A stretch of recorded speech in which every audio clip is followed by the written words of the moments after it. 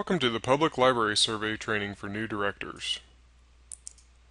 I'm Terry Blauvelt, the Statistical Research Analyst for the Missouri State Library and the Administrator of the Public Library Survey.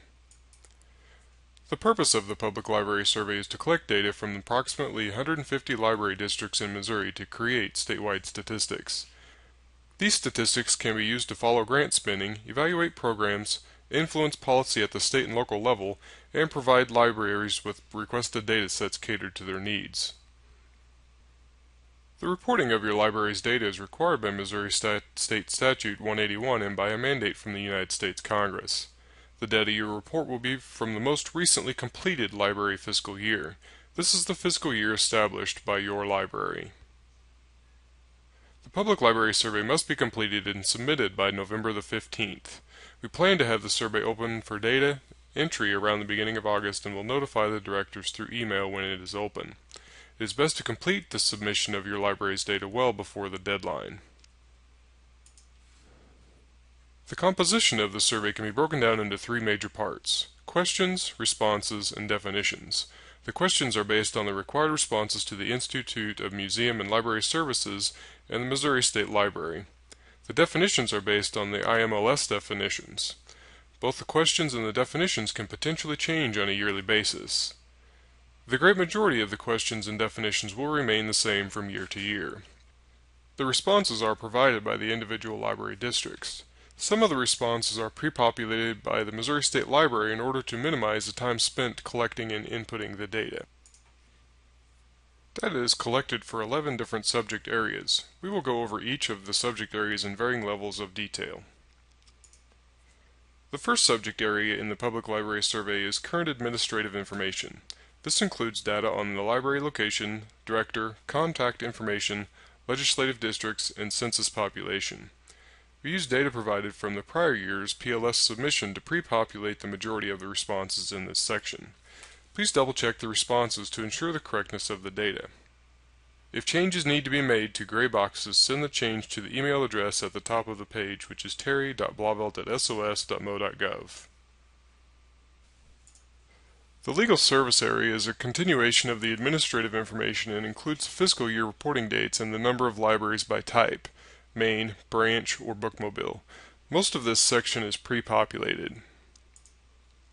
Public service outlets cover the name, location, and hours of all the libraries in a district. Much of this section is also pre-populated. Personnel is arranged on 2 pages and includes general information on librarians, employees, full-time equivalent employee hours, and volunteers. More specific information is collected on the library district director. Operating revenue encompasses all of the regular financial income of the library and is broken down into 4 categories: local government income, state government income, federal government income, and other income. All regular income and grant income should be reported somewhere within this section. This section is largely self-explanatory. Operating expenditures cover all of the expenses of the library to include staff expenditures, collection expenditures, funds spent from athlete and entertainer tax, and funds spent from equalization. Capital revenue and expenses may give many library directors unfounded concerns. Most libraries will not have capital revenue, and the libraries that do have capital revenue do not always have it on a regular basis. In order to count as capital revenue, it must be collected as capital revenue via a special tax, bond, or specific donation, and be used for a specific capital project outlined in the header of this section. Funds collected as general revenue, unspecified or general donations, and regular bonds cannot be counted as capital revenue. Capital expenditures are different, as long as the capital project qualifies as a capital project, such as site acquisition, new buildings, additions or renovations of library buildings, furnishings, equipment, and initial collections for new buildings, building additions or building renovations, library automation systems, new vehicles, and other one-time major projects, and the funds are spent on one of the aforementioned projects. It can be counted as a capital expenditure. As a librarian, I am sure you are familiar with the physical materials category. These are materials you can touch, have to find shelf space to display, and etc. Electronic materials are not as easy to define. While these are obviously electronic, their similarities end there. This category will change and encompass more as time goes on. Hopefully we will perfect the definitions in the process. For now we have two categories, library-held and consortia-held electronic materials. If the electronic materials are for sole use of your library, and they are selected by your library and held on or behalf of your library, they count in library-held materials. If they do not meet the three parameters previously listed and they are held by a consortium, they will go into the appropriate consortia-held materials response. As previously stated, the category of electronic materials will change, likely on a yearly basis, as many materials transition to these formats and new formats are developed and implemented. The services section covers a wide range of statistics covering everything from annual library visits to circulation of materials. While the majority of this section is rather straightforward and require exact numbers, questions 8.01 through 8.04 allow estimates based on real numbers.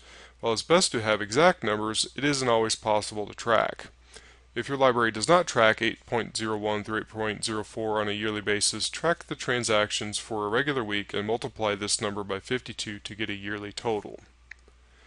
Circulation figures should come from your automation system or, in the case of a consortial, held electronic materials from the consortia vendor. Some consortia vendors do not break down the circulation into the age categories.